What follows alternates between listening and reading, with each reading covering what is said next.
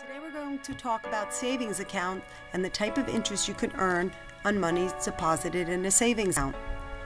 Interest is the money earned by depositing funds at a bank account. Why do banks pay people interest? They pay people interest because you're depositing or giving the bank your money to hold, and they turn around and loan it to other consumers at a higher interest rate. So the bank makes money by paying you one interest rate and then loaning it out at a higher interest rate to others. There's two ways to calculate interest on either a loan or on money invested in a bank: simple interest and compounded interest. We will talk about compounded interest at a later time. Simple interest is interest that is earned only on the principal that is deposited into your savings account.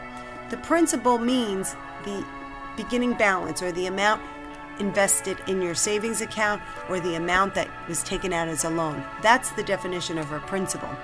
So simple interest is truly a simple calculation. It's the amount of principal times the interest rate times the length of time in the account.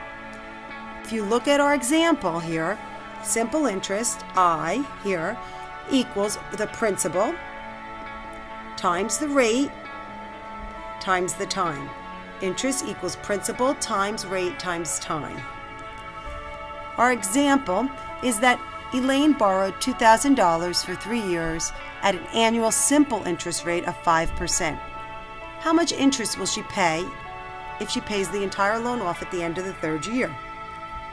So knowing that our formula is interest times interest equals principal times rate times time, that would be $2,000 principal times a 5% interest rate times 3 years. 2,000 times 5% times 3 is $300. So she will have to pay back $300 in interest along with the $2,000 she originally borrowed, for a total amount of $2,300.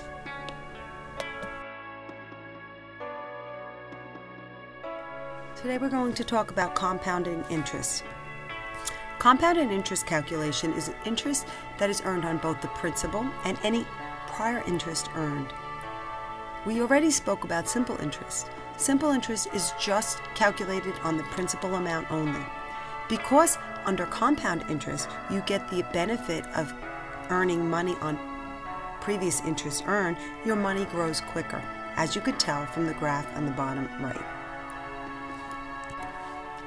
Compounded interest, it's interest paid not only on the principal, which would be simple interest, but it's also calculated on interest that has been earned already.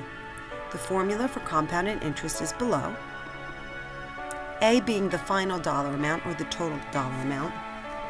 And as with the simple interest calculation, P stands for principal, R is the rate of interest, T is the number of years. And then we have N, which is a new value for compounding, because we need to know the number of compounding periods per year. Interest can be compounded in many ways. Some of the more common compounding interest periods are below: annually, semi-annually or twice a year, quarterly, 4 times a year, monthly, 12 times a year. Interest can even be compounded daily, or 365 days a year. So let's look at the formula and apply it to an example. If David invests $1,800 in a saving account that pays 4.5% interest that is compounded semi-annually, what is the value of the investment in 12 years? We have our compound interest formula, where P equals principal, or $1,800, and then we multiply that 1 by 1 times the interest rate divided by 2. We divide it by 2, which is the number of times it is compounded in a year. The reason why the interest rate is divided by the number of times it's compounded is because the interest rate is an annual interest rate. So if the $1,800 was stayed into the account for the entire year, it would earn 4.5% interest. Half a year, it would only earn half of that. So because you're compounding it twice a year, how much would it have earned for the first 6 months would be half of the full year interest rate. So that's why it's divided by the number of times it's compounded in a year. and then it needs to be multiplied exponentially by the number of times it's compounded, the 2, times the length of time the investment is outstanding, which is 12 years. So in this instance, we have $1,800 times 1.0225 exponential to 24. If you do the math, it comes out to $3,070.38. So after 12 years, your $1,800 investment will be worth about $3,070.38.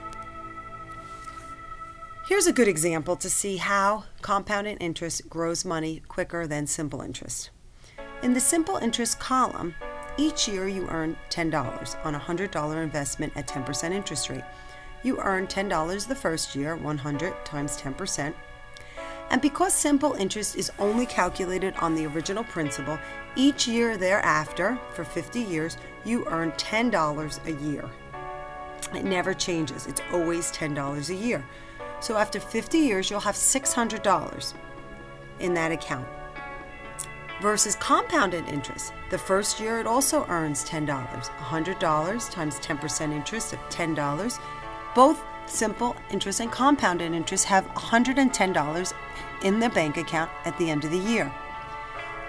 On the second year, though, when we apply the interest rate to the compounded interest calculation, we would use $110 as our basis.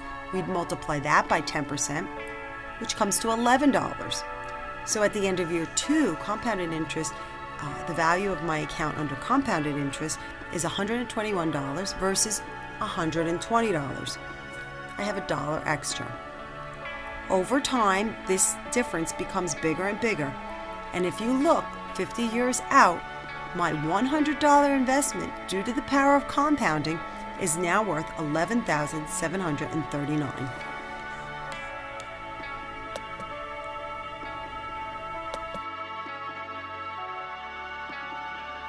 Today I would like to show you how simple interest compares to compounded interest.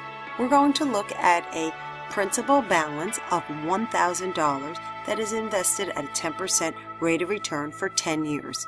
Under simple interest calculation, the principal times the interest rate results in an interest earned for year 1 of $100.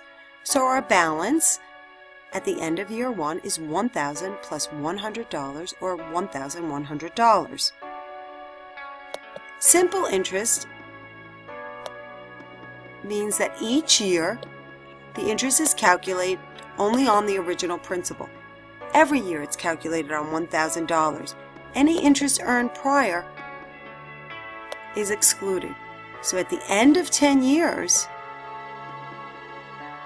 your balance would be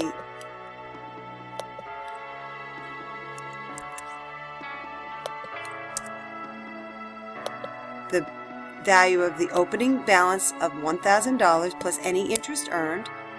So the total should be $2,000, which represents $1,000 principal, which remained invested for 10 years, and $1,000 earned over 10 years for total balance at the end of 10 years of $2,000. Each year, $100 is made. Now you can see with the power of compounded interest how much more money you could make. In the first year, the principal times the interest rate results in $100 earned, or the balance at the end of year 1 of $1,100. That is the same as under the simple interest calculation. The difference occurs in years 2 through 10. The next year, in year 2, the interest of 10% is applied not just to the $1,000 principal, but against any previously earned interest, which would be the $1,100 that is already sitting in the account.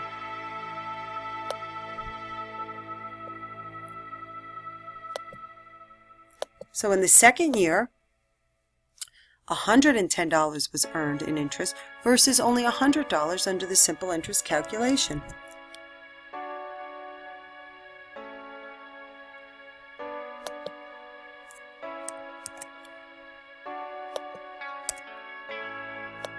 So now if I extend this all the way down for the 10 years,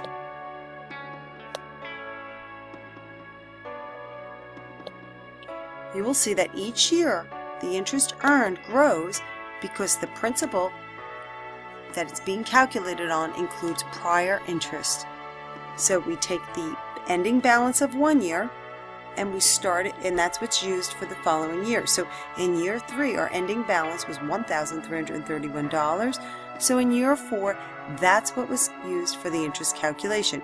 So you could see in year 4, we earned $133 versus only $100 under simple interest.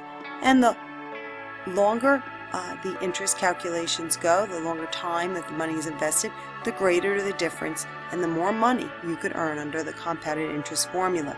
If you look all the way on year 10, $236 was earned in year 10 of interest because the balance that it was calculated on was based on $2,358, so we have a larger interest earned compared to only $100 earned on the simple interest.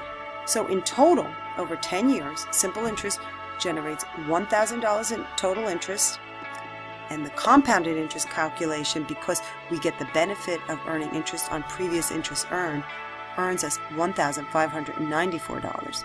So you can see that compounded interest is the better way to invest your money.